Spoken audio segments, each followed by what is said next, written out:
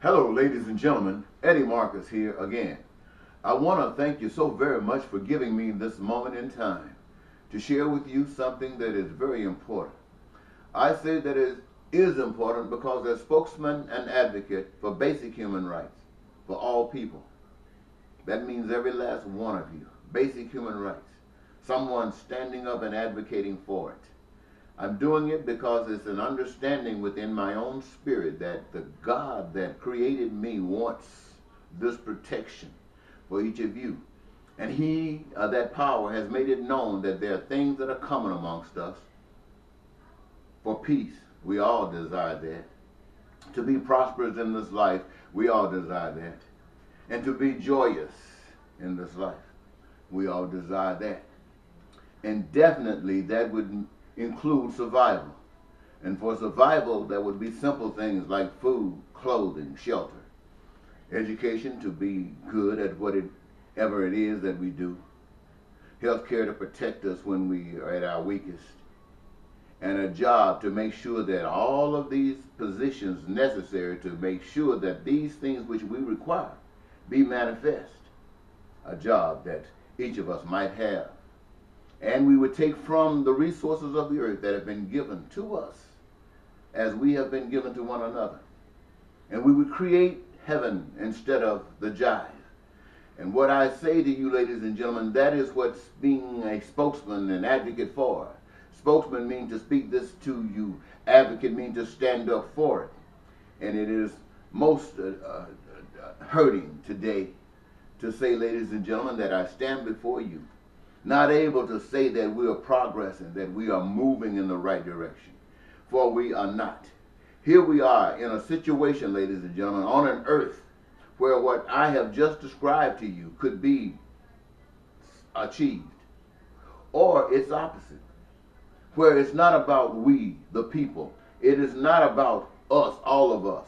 It is about some of us. And to see that fed, we would do anything, lie, cheat, steal, and kill. Every nation on the face of the earth were founded on those principles. Every nation on the face of the earth were founded on those principles. And they were supported by the people who were victims to the fear that came from such as these. And when the powers had amassed as much as they possibly could and the others were coming on, they began to create laws and policies by buying politicians to implement them, to protect what they had and to make it criminal for those of you who were following in the same footsteps that they had traveled. And this is the world in which we live. And yet people still find it necessary to have to walk in those same footsteps. Lying, cheating, stealing, killing, trying to survive, trying to move on up the hill. That's what we call trying to satisfy ourselves. And the end of that is that we would find where selfishness would drive us to the point we would want to wipe all the people off the earth except that number which we feel satisfies our aims and our goals and our objectives. That's selfishness speaking to you, ladies and gentlemen, and this is what runs the world today. And I would like to say to anybody who think that they are being led by the spirit of anything that allows this to happen, who sits back and say there's nothing I can do about it, while you're calling yourself a good person or good people, you are fueling the situation. Quite clearly it is known that it is demanding that if you want to stop one thing, you've got to start doing another. And if this is a foundation of criminality, hey, it's the fruit of we the people. We can get upset with the criminals for what they have done. We can get upset with the world as it is. But unless we begin to do something positive, it will not stop. Poverty, crime, and violence will not stop as long as we maintain the systems that we have. As long as we do treat others as we want to use them, we will have people who feel that there's nothing to do but try to destroy you, thinking that that's the way to do it. Well, this is not unique to their activities. For a fact, this is the mode of selfishness.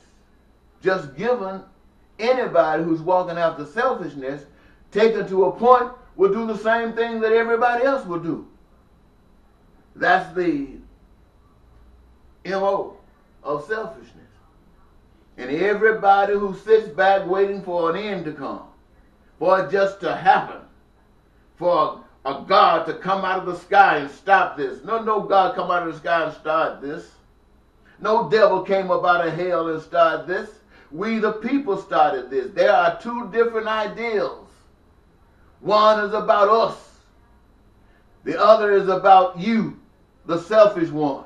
Me, the selfish one. One is about us, all of us, the human race. The other is about you, me, the selfish you, the selfish me. And who wins? It appears as though the people should win. But the people do not win because the people suffer from a lack of knowledge. Those who call themselves called out to give the truth are perpetuating the lie. You can tell them they're identified everywhere. They call themselves preachers and elders and spokesmen for God. And they have mansions and they have the access to planes and jets and things to go places. And they say when they die, they want to go to heaven rich. Not broke. As though when they came here, they were wealthy. I don't know what this is supposed to say to those people who sit right there and listen to them by the hundreds of thousands and contribute to make these fake people who live like this, while the others are out struggling hard trying to plant a seed that only feeds this one who's lying to them. But they can't see it. The lie is drilled deep, deep, deep.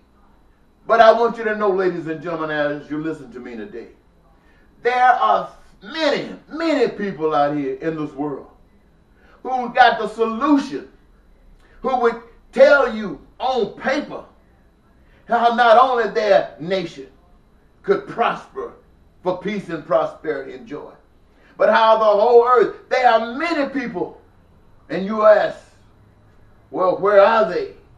They've been silent because they know that you will kill them. That's what you selfish people have been doing all the time, killing anybody that stands up. Those that have the truth rather than stand up, they go underground.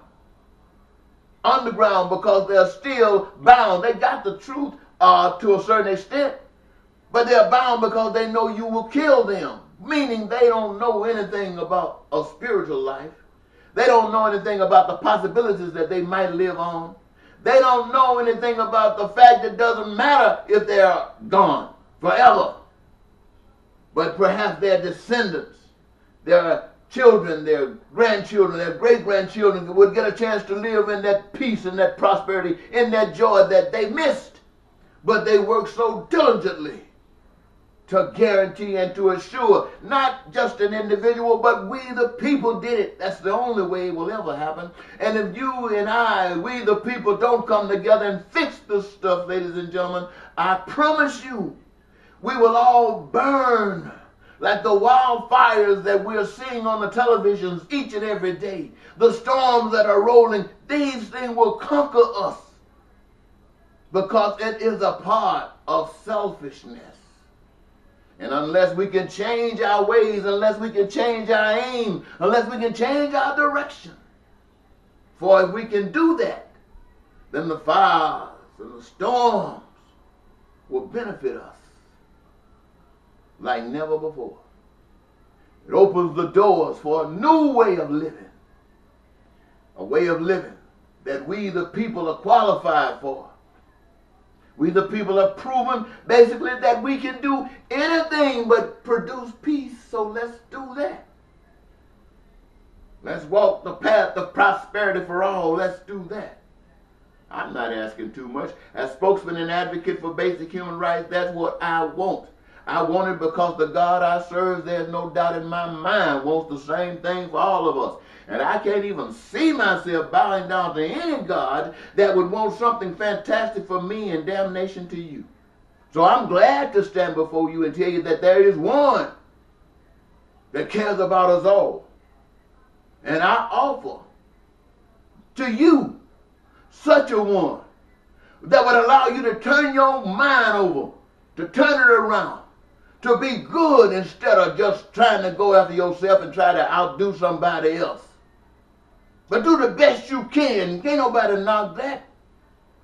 And I guarantee you it's good enough. Now I know I only get 2 or 3 hits. 2 or 3 people might view this. And sometimes I wonder if it's you or just me checking to see if you have been checking. But it's all good. I do it for me because that's what I'm supposed to do. It's for you. It's all for you. And the benefit of it is for you. Stop turning your back on it. Reap it. Come on. It's for you. It's a gift that you got. Nobody's actually giving you anything. We're asking you to let it out of you because it's in you. But let it out in such a way that it can flow together for us and not just that selfish one. Bye-bye.